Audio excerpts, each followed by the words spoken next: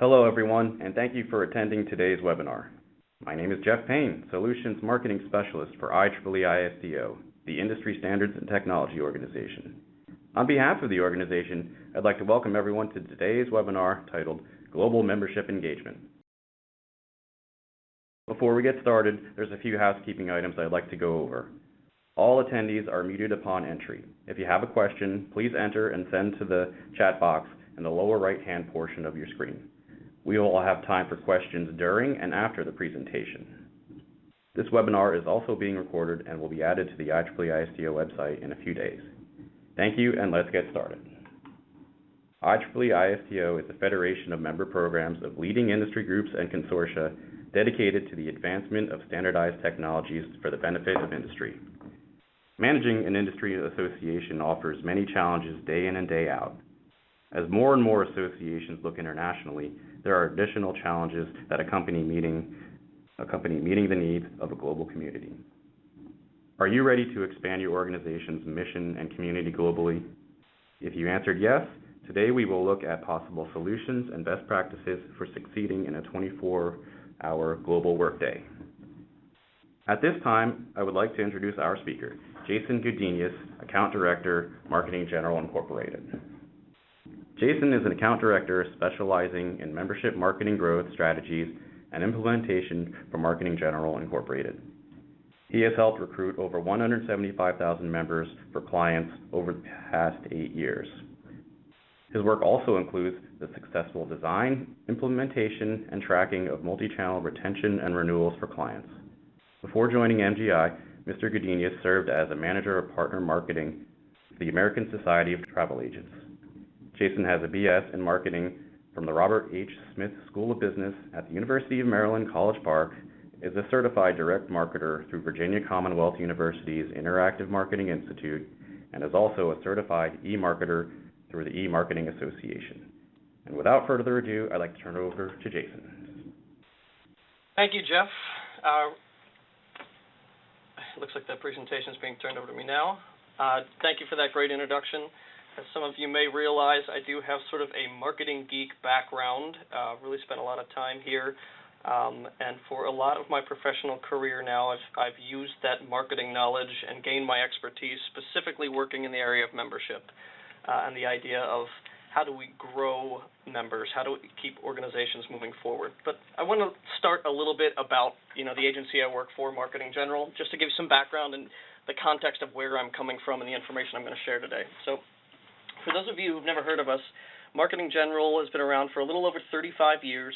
We're a direct marketing agency with the motto of We Grow Membership. That is our focus, growing membership. And we have, at any given time, over 100 association clients. Now, we have some more clients than that, too, but primarily we focus on associations and the membership model itself. We're fortunate enough to have groups like the Society of Human Resource Management, who we've worked with to grow from around 35,000 members to they're probably going to break 280,000 members this year. And even our original client, the American Society for Curriculum and Development, who we grew from, I believe it was around 16,000 to over 160,000 members. We work with trades, we work with individual membership organizations, and we work with some nonprofit groups that sort of serve as, certifying bodies. You see one on here is the Certified Financial Planner Board of Standards. So that's our background. That's where we spend our time. It's how can we get these organizations to grow. And so what we've come up with over the past 35 years is a system, and there's a lot of sort of life cycle ideas out there, sales, life cycles, things of that nature. And this really fits well with the membership model. So what we've come up with is the membership life cycle. And there's 5 key steps to the membership life cycle. The first one being awareness. And what we're really going for with awareness is, you have something to offer to professionals or companies out there, and they need to somehow figure out, what you do. You want them to understand who you are, and at the same time, you also want to understand who they are. So there's a concept called mutual awareness, and I'll talk about that in a little bit. Once someone becomes aware of your organization, they go into the recruitment stage. You're trying to convince someone, incentivize someone to try your organization for the first time. That's when they recruit or join the organization. From there, they move into an engagement process, which I'm sure a lot of you are dealing with right now. It's a big priority for a lot of folks. and that is, okay, once I become a member, what is the experience like? How do I communicate with folks? How often do I reach out? Is it what channels do I use? Is it just email? What does this look like? Based on that experience that someone's had with your organization, they're going to vote with their wallet, either yes or no in the renewal process. If yes, I'm getting value from you, or no, maybe this isn't right for me for whatever reasons. And then we look at the final step of the life cycle is reinstatement, and that's basically from everyone who doesn't renew, how do we treat those folks? How can we get folks back in the door? So again, agency-wide, over 100 association clients at any given time. Philosophy-wise, we've been developing is the membership life cycle, going all the way from awareness, through joining, through the experience, through the renewal process of getting people to stay in the organization, and then finally, of those who don't stay, how do we communicate with them? Is there some value communicating with them? So that's sort of big picture. That's our experience side. Now, something else we also do, which is a free report for anyone who's interested in it, is what we call the Membership Marketing Benchmarking Report. So this year, we're about to release this in the next couple of weeks, probably 2 to 3 weeks here. And what we do is we reach out to the association world and ask them what they're doing that works, and also measure from them things like, yes, I grew last year, I grew by X%. So we're trying to get a sense of best practices. I want to be clear, this report, there's no silver bullets in marketing. We're going to talk about some things today that we've done with groups internationally and things that they've shared with us for how they're growing members globally. But again, there's no silver bullets. This report is reaching out and asking questions across all of the life cycle, looking for correlations of, hey, maybe I should try these things. Maybe I should figure out if this is going to work for my organization. But we know every association or membership group really has some unique challenges. But again, this is another tool. Our experience is one thing. Trying to share some of that today. We've got this membership marketing benchmarking report, which is what association professionals are actually telling us is working for them. So those are sort of the two pieces I'm going to try and blend in here as we talk about what we're seeing in global membership marketing. And I want to be upfront on this too. This is meant to be a discussion as we move along. So I've probably got about 45 minutes here that I'm going to talk through how we've approached this and how clients have approached this, and what are some expectations we should be setting here based on what we're seeing. What are some ways we can find folks in international audiences. But again, there is no silver bullet, and what I really want to hear too is ideas you've got along the way. So while we're going, if some information comes up and you're trying something different, what we want to do is provide this information back to everyone on the phone. So please just type it into the chat box of, hey, I've done this. I've also tried this. This has worked very successfully for me. So we can compile that information and share back to the group. And also at the end, we're going to have a few minutes for questions. So let's start with some information from the 2014 benchmarking report. This is the first year we asked this question, but it's around international growth. And this is really a key question here. So of these 865 associations that participated, we asked them, how would you rank international growth as a priority for your membership and services marketing? So services here meaning any non-dues sort of selling that you may do. And, almost a third indicated international growth as a high-level priority or a medium-level priority. So that's not an insignificant number. Of those 800 groups, 865 groups or so that participated, we've got over 200, about 250 saying, yeah, I need to figure this out. This is a real pressing thing for my organization. So can we learn more? So we're going to be asking more questions on this in the future, but as a starting point, there is clearly a need for a lot of organizations to expand membership and products internationally. So this is the big question, that we're trying to talk about today and discuss, and that's, how do we find people around the world who would be interested in our membership and or services?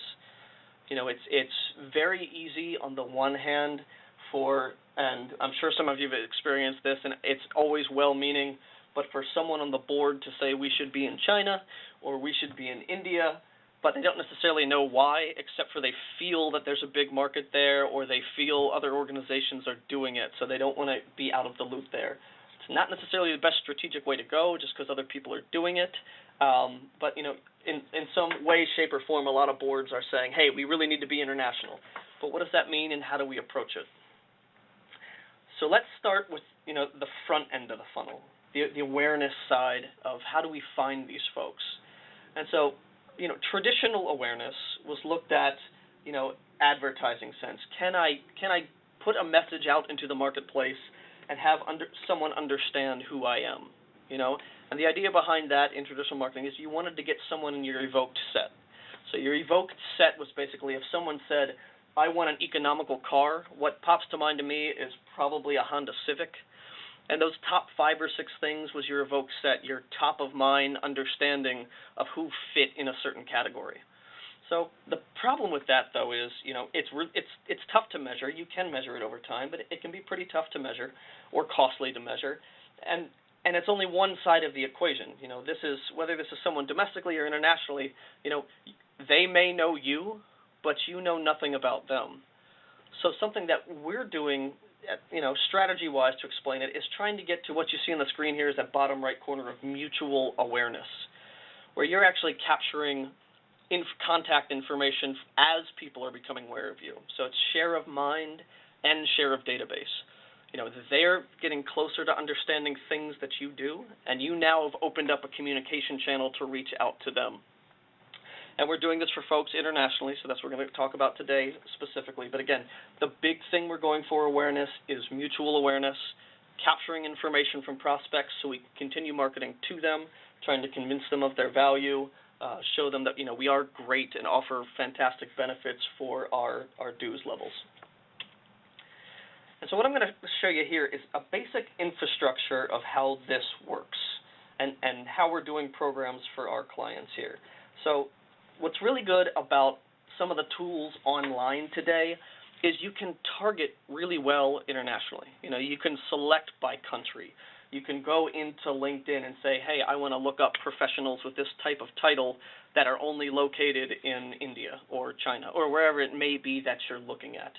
But so the infrastructure we've built is basically you're trying to come up for that. To capture their information, you need to give them some kind of value, some kind of content. It's not a mind-blowing model. Folks have been doing this for a while.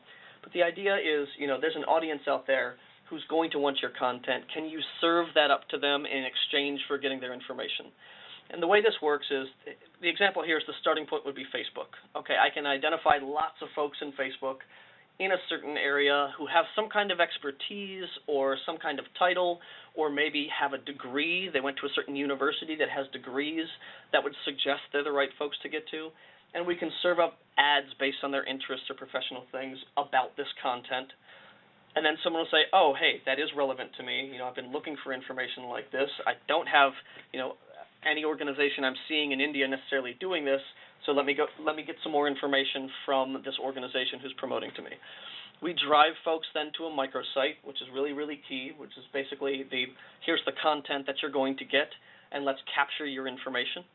That's the exchange. We're giving you of something of value to you, knowledge that we have that you can't find or that you need, and we're getting something of value from you, which is your contact information. We do want to follow up with you. And then on the back end, it becomes a process, and we call it a cultivation process. In a lot of cases, we do it with emails internationally. We'll get to some of the challenges with, different channels in other countries as we go through this. But so this is the framework. We're going for awareness. They know who you are. We're going for capturing a share of database so you know who they are, and coming up with a system where we can process this, go out on different places online, whether it's Facebook, whether it's other social media, whether it's industry potential websites in other countries, newsletters in other countries, or even search marketing in other countries, and then trying to follow up and have a process for following up. So really quickly, if you could type in your chat box, what we're trying to do now is have a quick conversation about how to select content for specific audiences. And we're going to talk about this a little bit along the lines of something we talk about in the office here, which is following the fingerprints. So just really quickly, first person's fine, but can someone type into the chat box what this is that we're looking at? Best guess is fine. No wrong answers here. Wait one more minute. I think there's a little bit of lag. All right, Elizabeth, excellent answer. Google Analytics. Yes, that is, the framework for most folks is some sort of analytics report. And this is a map graph basically showing web traffic. And it's showing it geographically around the world, country by country, where am I getting most of my traffic? And for this organization we're looking at, it's predominantly in the U.S., which would make sense. But we see some other dark blue areas here. It looks like England is providing some good traffic. Yes, Canada is providing some good traffic, and India also looks like it's got some good traffic going on. So what does this mean? Well, you've got some things in place already to understand where you might be valuable to specific international audiences, but you've got to dive into your data, and that's the fingerprints, some initial indicators of where might I start, what might make sense for me to start, and what might the content be. So when you get into Google Analytics reports, you can not only look at things like, okay, who's coming, or where am I getting the most traffic internationally, but you can also filter that down into what are they looking at. So you may find 2, 3, 4 top pages on your website. You may find 2, 3, or 4 top pieces of content on your website from folks who are coming from India, which is going to start giving you a clear picture of what would make for good free content to give away to collect information from these folks. So you've got a starting point here. But that's not the only piece of information you should use. You're going to have to marry this with a lot of things. You should always be having some sort of feedback loop with members. So you should in some way be able to understand just from the industry-wide what maybe the big issues are. So you're looking for, yes, I've got this data that suggests this, but I've also talked to, we do have a handful of members in India. We've done some communications with them. And we realized that, yes, these really are the top 3, or they helped us narrow it down. There's really 2 issues that are big here. Let's create some content around that. And so what a lot of people fear is, hey, I've got to write all this new content. It's going to be totally different around the world for someone else. And what we're finding is maybe not. In some cases, it's just a pinpoint specific area of content, and you've either got a journal or a webinar on it already, and you could repurpose these things into a collection. So you can meet that audience's need, giving them a sense of, hey, here's the things that I offer. We did this exact approach for a group called the Water Environment Federation, and it's a lot of water engineers, actually. Wastewater is a big issue that they're dealing with, and we were reaching out to an international audience. This was some years ago. I believe it was in the United Arab Emirates that they wanted to go into. There was a major issue around desalination in that part of the world, and we were able to take sort of their most popular articles on that topic and repurpose it into this guide called Global Water Issues, and it really didn't take long. It was taking 3 or 4 articles, putting them together and putting a cover on it, and then on each page of the listing where the original article was published. Got tens of thousands of folks to come in that region of the world. It started small, and then as more folks started coming in, expanded out from that region to see how big it could be. But again, what we were able to do with this is build a great marketing list over time to keep contacting these folks and get them to convert to members. So again, if we've got the high picture of we're creating awareness while we're online, we're building this list while we're online, we're helping them understand what we do and what our value might be to them. We're looking at the data to put that information together, and then we're serving it up to them to actually collect the information. So now there's a follow-up piece.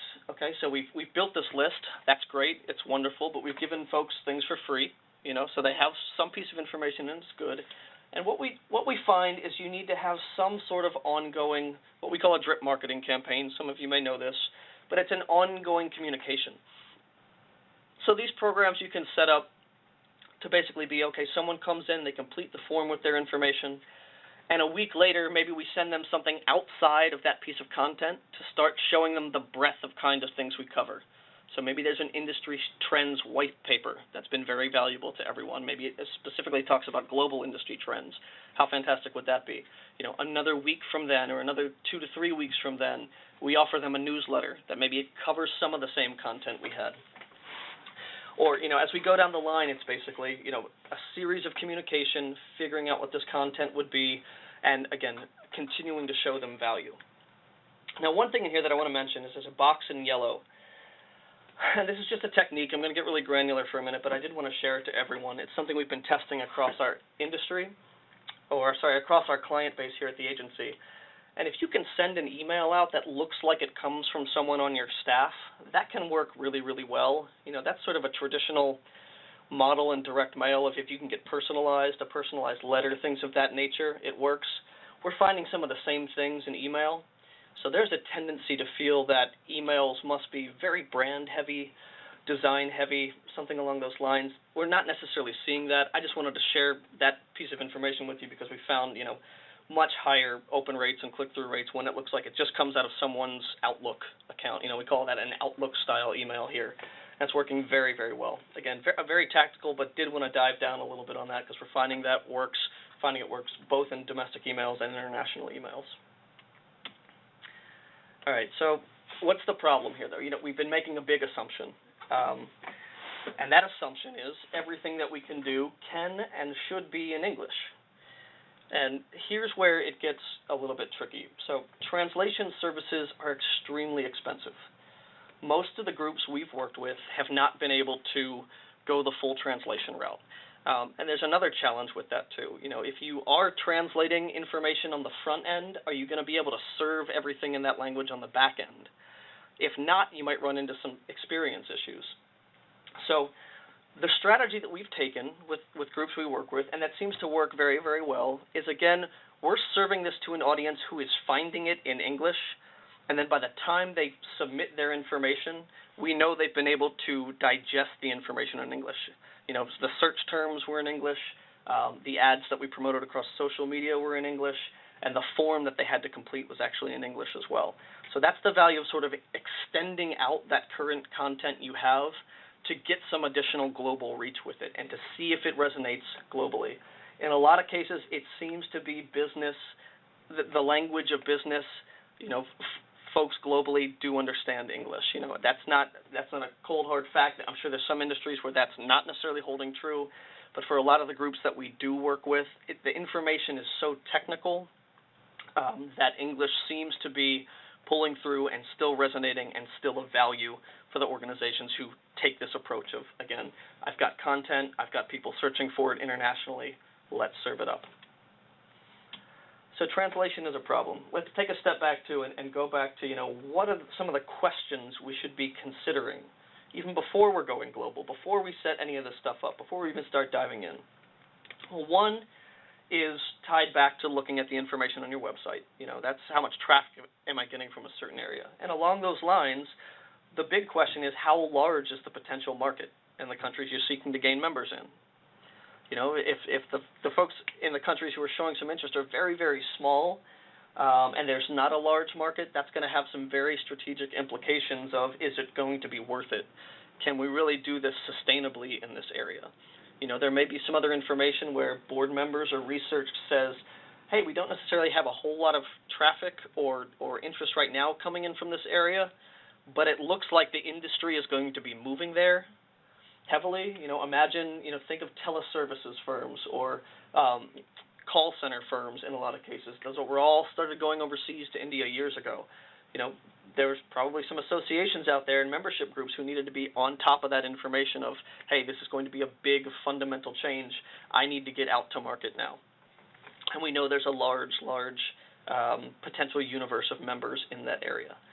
Again, number 2 on here is the big question. Again, are you prepared to service the member in their native language?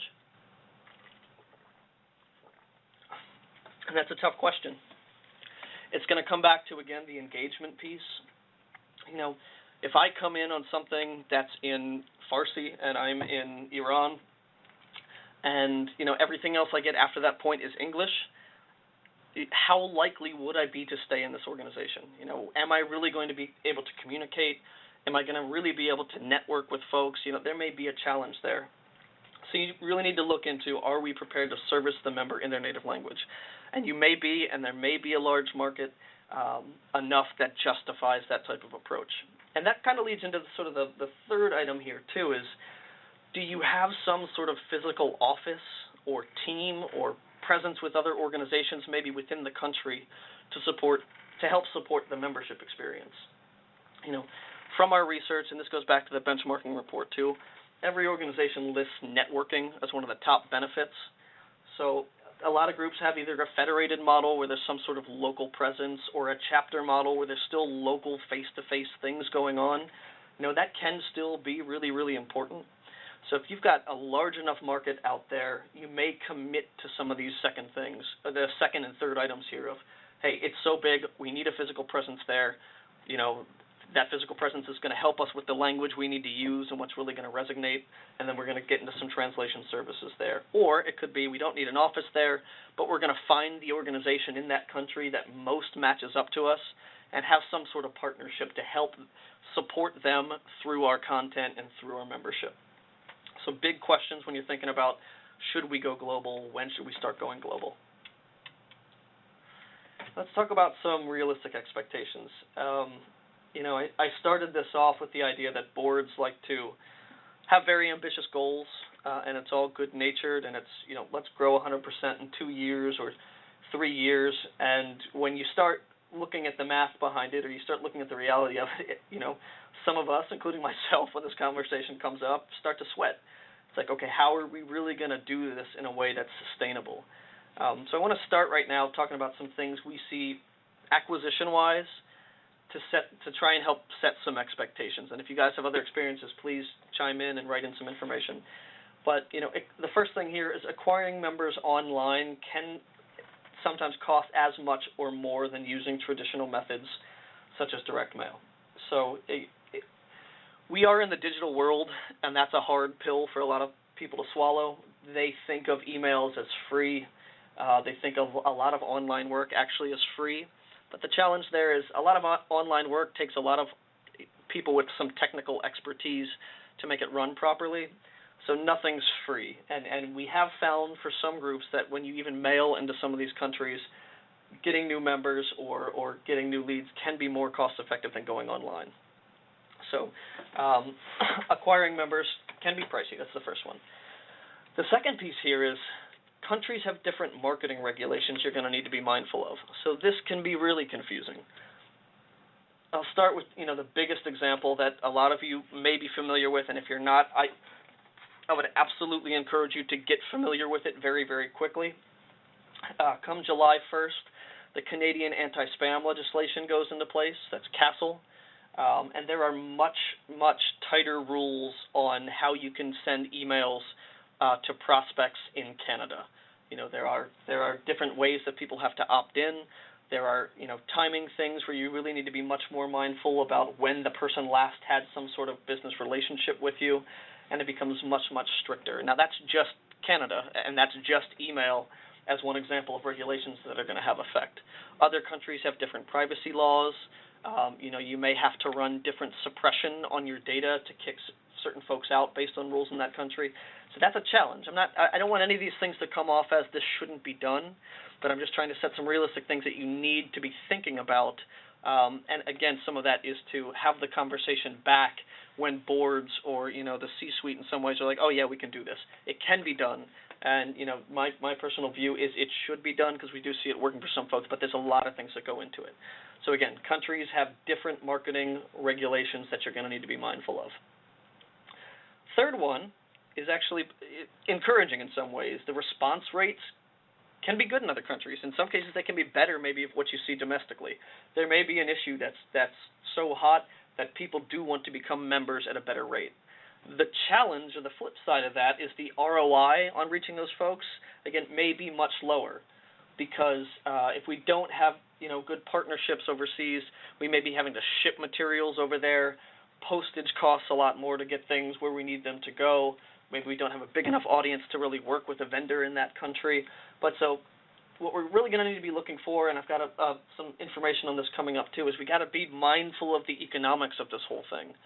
You know, is this something that's acceptable as a loss leader over time to give us a strategic foothold in the area? Or do we have enough information to suggest a certain program that just makes sense to these folks to keep them profitable over time? And how important is it for us to serve that market? So again, response rates can be good. We've seen that in a lot of cases to international members.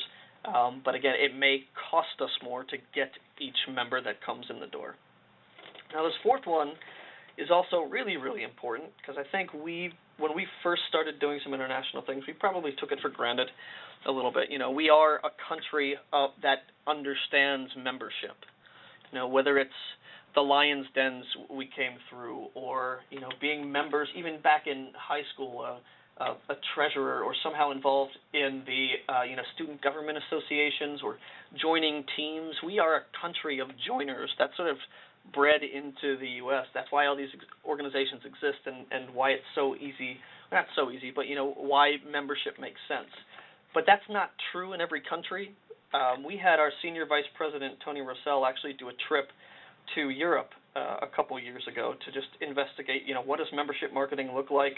I know he went to Belgium and a couple other countries that was more on the Eastern Europe side. And a lot of them came back saying, hey, people just don't understand, some of our members don't understand what membership is. It's not culturally relevant. But they do understand subscriptions.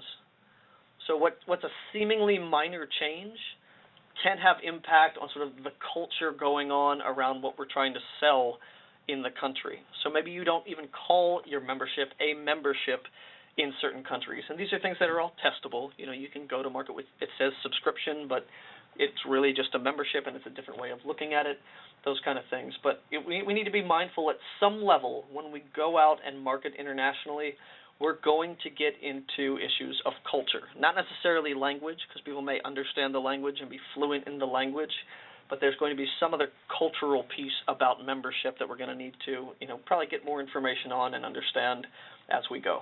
So, tough thing, but again, just some realistic expectations to understand on the acquisition side. And really that membership isn't globally understood. That's across everything, not just acquisition. So let's move on now to expectations for retention. We think of this as, the engagement process for folks along the way. And so one of the things here that's probably not a shocker to anyone is mailing or delivering tangible benefits in country to multiple countries is high cost. Again, a lot of it's just postage, regulations of getting things where it needs to be. I've seen some folks have forms of, yes, if you want our print materials, you can get them, but it's an additional $75 a year to cover the cost of that. So there's a challenge to doing this. And the reason I bring up this sort of tangible benefit, that this constant physical reminder someone gets about being part of the organization, is we see renewal rates for our clients who have these tangible benefits are actually quite a bit higher. Some organizations over the past few years have wanted to go the route of all electronic, all emails, all online benefits. And what we see with those groups is the all online groups renew at significantly lower rates than the folks who are getting something tangible. We've seen folks with all online memberships renew at least 20 points lower than the folks that were just getting a physical copy of things. So something to think through is there's going to be a challenge there of delivering some of the tangible benefits that it looks like, again, it's no silver bullet, but it looks like with other things being held constant, that's a big difference that can affect renewal rates or, retaining someone in the organization. Again, the continued issue of translation, I know I'm beating this one to death, but there's a reason for it. Every time you're now communicating with someone, are you committing if you brought them in the door in their native language, are you committing to the follow-up communication being in that native language? In our heads, just imagine trying to do that for 5 different countries, sort of makes my head spin a bit of how would I manage all that without, exponentially driving up my costs, across the board to try and manage that. So again, translation issues still going to be a challenge if you go out to market in native language. And then, one of the other big things is, are you ready for a 24-hour workday? And Jeff mentioned that at the start of this. Not you literally, but think about it. If someone's joining your organization, they're probably joining for something to do with your benefits, and in some way they may want to contact you. They may need to be in touch with you. Are the folks in Australia or the Pacific going to be able to reach out to you when they need you?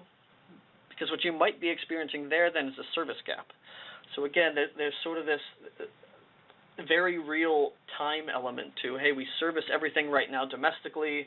It's basically a 3-hour swing of time zones that I have to deal with. That's manageable. But how am I going to manage this to give someone a good experience to hopefully help them stay in my organization over time? So again, are you ready for the 24-hour workday? It's going to be a big challenge too for folks. Some folks are doing quite a good job at it though, and some of it can be captured in upfront communications about the hours that are available, or we're not going to be available necessarily over the phone during your business hours, but here's what our communication process is going to look like. So there are some ways to cover that just in communications. All right, so we talked about retention and sort of that experience piece. Now, renewals. Again, online electronic-only memberships have substantially lower renewal rates. We're seeing that with a number of clients now, and I mentioned before we've seen 20 percentage points lower for some groups where the membership is all electronic versus sort of a typical tangible value. So, and a lot of what folks are doing right now internationally is online only because it's tough to service these folks. Again, are we printing things and shipping them, and how much does that cost for how much they're willing to pay? Our membership dues seem to fit the pricing model here in the U.S., but this other country, people aren't as affluent, so we're maybe not getting as much revenue per person potentially, and we've got higher costs of delivering it. How do we balance all this stuff out? So again, renewals for online groups are lower, and then on top of that, what we're seeing just is renewals for international memberships tend to also be lower. So where online only itself, when we look at it domestically, is about 20% percentage point lowers for at least one client. We also talk to folks about, okay, so just international members, if they do have these tangible benefits, what do their renewal rates look like compared to the average? And again, it was anywhere from 20 to 30% lower. So there are some challenges, and we got to think through this too, because what a lot of our membership organizations do is they deal with advocacy. They somehow deal with policy, and a lot of times that's not international policy, it's domestic policy. So do we lose something in the membership value when we're going out to these folks? So it's all a very challenging equation, but we are seeing it work for some folks. So I don't want this to be discouraging. I just want to give you some realistic expectations about what we've seen. What we really need to be thinking about and looking at over time is what we call in the office, the economics of membership. It's got to be viewed as long-term. And what does a value of a member in other countries look like over their lifespan with our organization? So for anyone on the phone who may want to learn more about the economics of membership, we actually have a free webinar on our website that I gave back in January called The Economics of Membership. And what that covers is really these main formulas that you see in front of you. And what this does is set up financial understanding of how much a member is going to provide to you on average over the lifespan with their organization. Because when you start looking at lifetime value, that's really the key. And that sets you up for, well, I know how much I can spend in this area because I know how much I'm going to get from an international member over time. So what you see in the first two pieces here are sort of the front end of the funnel. So response rates are, okay, how many people are responding in this country? Is that a good level? Am I seeing at least a good amount of activity for my marketing efforts out there to say, hey, this is worthwhile? The second piece of that, though, is what's the cost to obtain someone from my marketing? So not just volumes, not just, a certain percentage seem to like this information, but what did that cost me? Because I have to keep in some context, if it's costing me X to get a member, how much are they going to provide me? It is very rare for organizations to acquire members at a profit against first-year dues. I want to say that again. It's very rare for organizations to acquire new members at a profit when just looking at first-year dues. The power of the membership model is most groups invest, meaning they spend more than the first-year dues to get new members, but those members stay for multiple years, and they're buying products and services, and they're paying the renewals for 2, 3, 5, maybe 10 years if you're doing a really, really good job.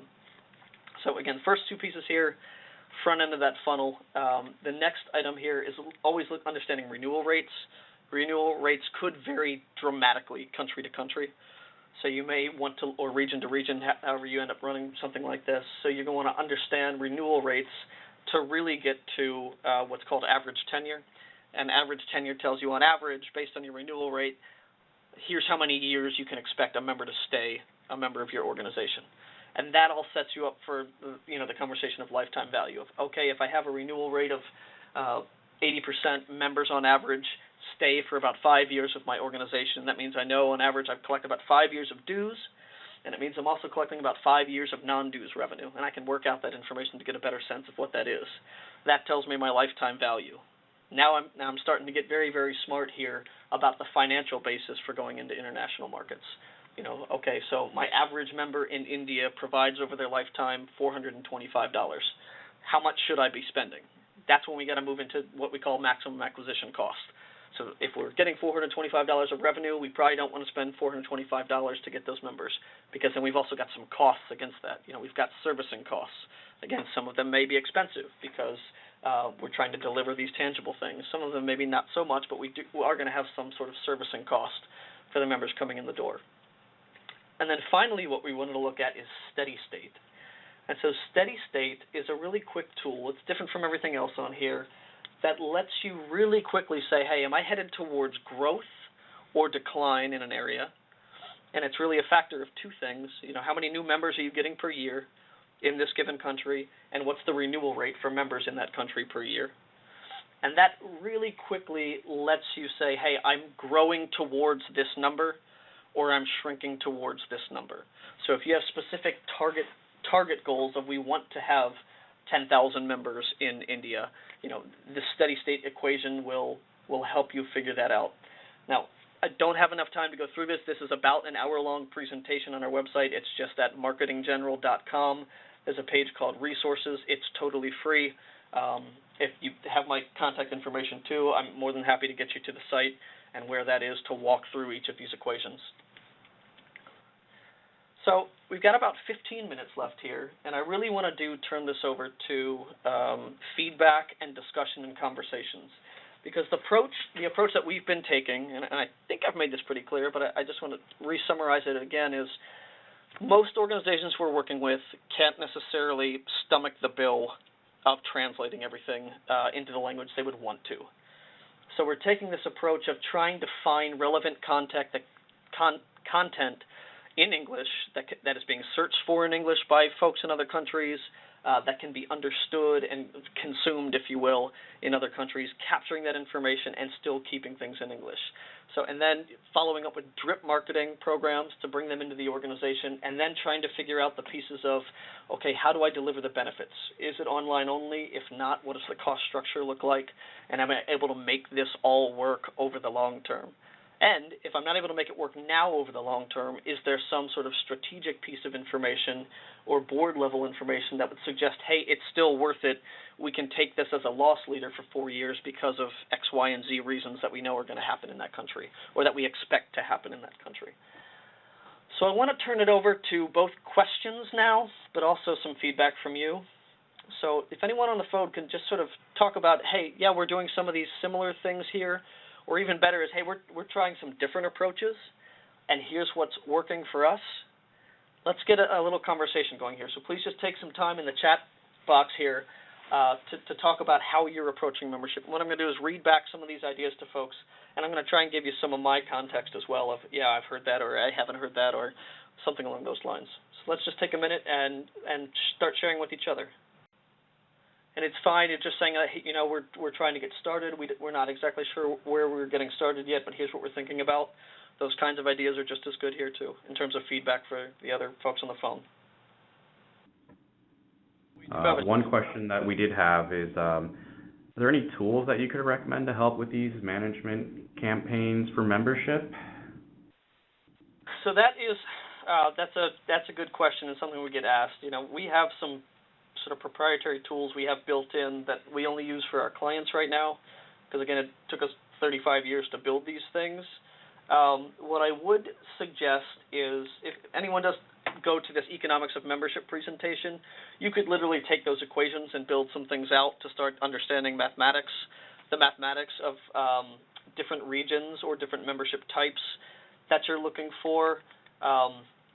Outside of that, I think you should be setting up some form of Google Analytics dashboard for your website. You know, I've seen a number of organizations do this. It's not a built-in tool, but it is probably a conversation with your IT team saying, hey, look, I want on a monthly basis or quarterly basis or however often you want to report a sense of highest level is maybe web traffic by country. Maybe for the top 5 countries that we still have, for the top 5 countries we have, maybe I want to look at then what's the top content reviewed, like the top 10, top 20 pages of content reviewed by country.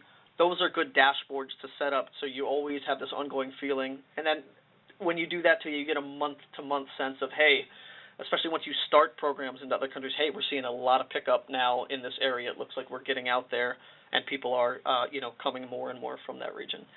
So I did get a question here of, should I still market in English even if that is not the native language of the country where my company is based? And that's a fantastic question. And I don't know if I have a perfect answer for that. I think from my perspective here is you've probably built most of your current membership then within the native language. It sounds like, you're probably already going out to folks in your native language and drawing them. You may be more specifically tied into that region or country's political system and the effects that has on your industry. In that case, I'd probably recommend, again, I'd recommend you stick with your native language, because otherwise you're still going to get into the same translation issue of trying to translate everything to English. And that may still be too costly. Again, if you're of the size where you can foot that bill, maybe you go the route of changing it. But if your organization's been successful with members and gaining members in that native language already, and I know I used English here, I think, but it's probably better to say that to stick in the native language. I do think English is probably more universal in terms of some business things that go on, or technical information that goes on. But again, we've just had to avoid the translation piece because of costs. And none of the organizations were prepared to really spend what it was going to take to continually serve someone in that other language. In your case, the other language would be English. So my guess is, without knowing a whole lot about your organization, my guess is you'd still run into that same issue. But that's a really, really good question.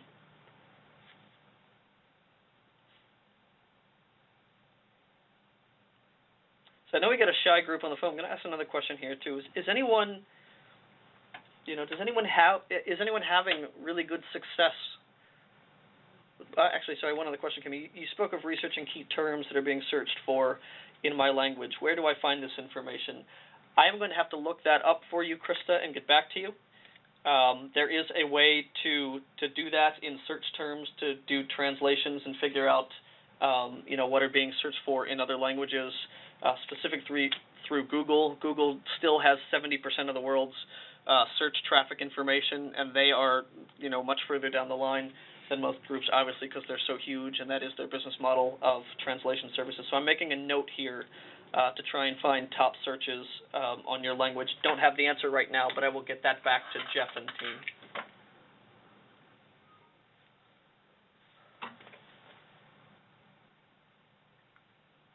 So other questions or other success stories of a group that's gone out to another country and they're really doing well, or in the context of things they feel they're doing well?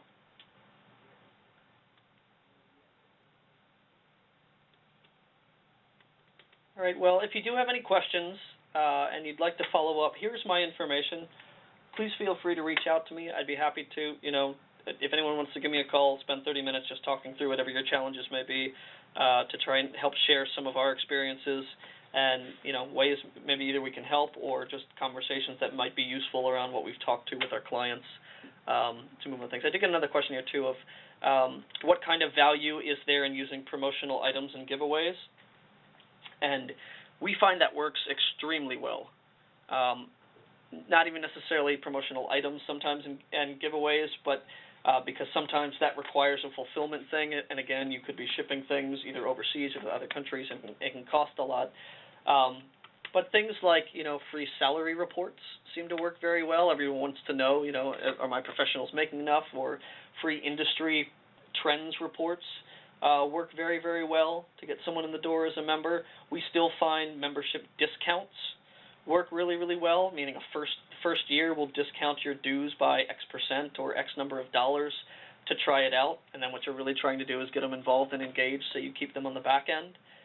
So I'd highly encourage you to try using some promotional items or giveaways. Some folks do things like, of all the people who come in off of a specific offer, can get entered to attend a conference, and we'll give away one thing of the conference to new members who are coming in, things of that nature. So offer is always going to be a big part of the marketing that we do, and is there some other incentive that we need to get someone to try us and get in the door is an extremely key piece of the puzzle. Just in terms of the hierarchy of what makes something effective, the first is data. So it's, do I have the right audience? Can I find the right audience in my data? The second is really offer, and this is all backed up by the Direct Marketing Association. The second is offer, and that is, what can I give you today to respond to this, to take the action I want you to try? And then the third one, although everyone likes to spend the most time on it, the third one is actually sort of the creative and copy together. Because no matter how good the creative and copy are together, if you're not out to the right people and giving them something interesting that they think they should respond to, no matter how beautifully you write it, it's probably not going to work. Okay, so there's another couple questions here along the same lines that are actually really good questions. How valuable is social media in recruiting members? And is there specific social media that tends to work well in all countries? And so we're testing through this, and we have some information back on this. Right now, we're finding Facebook actually has pretty good results in terms of building lists of prospects in other countries. So we have found that serving up ads on Facebook, and it's also got, last count I can remember was 900 million users worldwide, so they usually have a pretty good base of people that they can present ads to. That's always important. What's the audience here? How many people can I present to? And they have some good tools, and their tools are actually getting smarter too, of saying, okay, if this person responded, then we can adjust our targeting because there's other folks who look like that in the system. So Facebook's got some very interesting tools there, and we do see that being able to generate leads or build the list at a pretty good price. LinkedIn is still evolving, so we've seen that work for some groups but not others. And that's actually a little bit surprising to us, because we figured in the world of professionals and B2B type transactions, which really is what our membership is, you're getting to someone in their business life. In most cases, if you're a professional group, we thought that would be much more successful than it is. I don't know that they've figured out the best way to present ads to folks or how to reach folks in a marketing sense, but they're always working on it. So what we do is periodically go back out to the different social media platforms, see what's new on a probably quarterly basis. Right now we're doing that, and always go back and try new things. Did they rewrite the algorithm? We never really know fully, but if they did, let's give it a try. Maybe it's going to work again. Do they have some new direct communication to a member that says, the location where they are and a specific title or job function? So, we know we'd be reaching directly to them as opposed to just showing up somewhere on the page. So these things are constantly evolving. That's one of the things that keeps it challenging. I guess it also keeps it fun in some ways too, but that remains a challenge. I would say Facebook right now seems to be our best. LinkedIn seems to be hit or miss. We haven't gotten much into Pinterest yet, although we do have some data suggesting more associations are starting to use Pinterest. Last year when we did our survey, about 10% said they were looking into that. That jumped to 14% this year. So that's something we're going to look at. And then, outside of social media, I would say search is always going to be really, really good. Another question here is, what kind of online campaign recruitment works best in China, where Facebook may not be the best option? So China is a challenge. I'm not going to lie. Everyone wants to be in China just because the market size is so huge. So everyone sort of gets that glossy look with dollar signs in their eyes when they're talking about China. But a number of groups have found that membership can be tough there. So one approach that's being taken, and it's not necessarily a direct campaign, but it's partnering with organizations on the ground in China, and sort of instead of directly going after membership, because again the membership piece may not resonate the best, is what they're doing is saying, okay, I'm partnering with these groups who work with all the companies or that are in the industry I serve, and can we now support them via products through this group who's on the ground? So it really becomes more of a partnering of the organizations, and the organization you partner with is sort of disseminating that out into the companies or the professionals where you need that. You know, in some cases, though, we do have other clients who we're still able to get prospects for. We're still able to email into those groups. But, you know, Facebook, yeah, it hasn't really worked in China. You know, they blocked that stuff down really quick. But I'd have to look into more details specifically about China to get a ranking for you. I just don't have that information with me right now on the call. Excellent question, Krista. Okay, Jason, well, I think we've just about run out of time. Okay. So if anyone has any additional questions, feel free to contact Jason directly. His contact information is right up there. And I guess that about wraps it up for today. I want to thank Jason for an excellent presentation. You can follow Jason on Twitter and on @MarketerByDay. I also want to thank each and every one of you for joining today. As I mentioned earlier, this webinar has been recorded and will be added to the IEEE-ISTO website shortly. Once again, on behalf of IEEE-ISTO, thank you all for attending. We hope to see you all again soon. Thanks. Thank you all for the time.